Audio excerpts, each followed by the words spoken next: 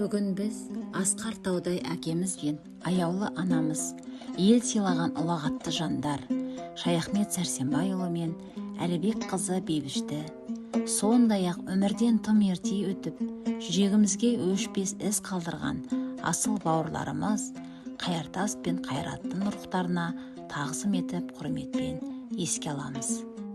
Әкеміз Шаяхмет Сәрсенбайұлы 1926 жылдың қараша айында Павлодар облысы Куйбышев ауданында дүниеге келіп, өмірдің талай қиын қыстау кезеңдерін бастан өткерді.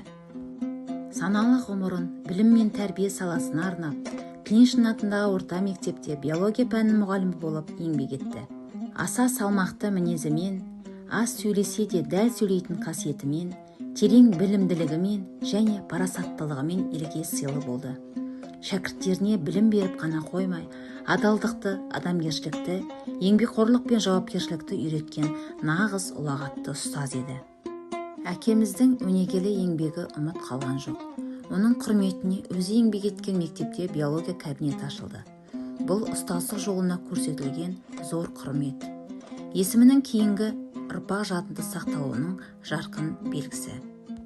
Асқартаудың жанында отбасына шаңырағын жағып, шаңырақтың берекесін кіргізген аяулы анамыз Әлібек қызы Бейбіш еді. Анамыз 12 баланы дүниеге әкеліп, бар ғұмырын бала шағасының амандығына арнаған, батыр ана атағын иеленген нағыз қаһарман жан еді. Бүгінде олардың арамыздан кеткеніне 30 жылға жуық уақыт өтсе де, әкеміздің туғанына бір ғасыр толса да, артында қалдырған өнегелі өмір жолы мен тәрбиесі жадымызда мәңгі сақталады. Жүрегімізде жазылмас сағыныш қалдырған аяулы бауырларымыз Қайыртас пен Қайраттың да рухтарына тағзым етеміз. Қайыртасымыз 56 жасында бәне дүниеден өтті. Ол қандай орта болмасын, адамдарды айналасына үйіріп, ұйымдастыра білетін ерекше көшбасшылық қасиетке ие еді. Кез келген бас қосудың көркі, ортаның гүлі болатын. Оның ақ жарқын күлкісі, кең пейілі, ұйымдастырушылық қабілеті мен әрбір сәтті мерекеге айналдыра білетін мәрт мінезі есімізден ешқашан кетпейді. Ал Қайрат ініміз 44 жасында өмірінің ең бір кемел шағында қыршыннан қиылды. Оның аңқылдаған ақ көңілі, кішіпейілділігі, қарапайымдылығы мен жүрек тазалығы әр қайсымыздың жанымызда өшпес із қалдырды.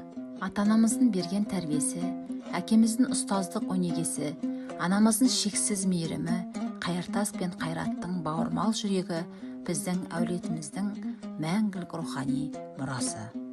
Уақыт сырғып, жылдар жылжып өткенімен, ата-анаға, бауырға деген сағыныш ешқашан басылмайды екен. Олардың жарқын бейнесі, айтқан сөзі, жасаған жақсылығы, мейірімі мен қамқорлығы біздің жүрегімізде мәңгі сақталады. Асқар әке, аяулы ана, мәңгі біздің панамыз, қос бауырым, жүрегімнің өшпес асылы жарамыз.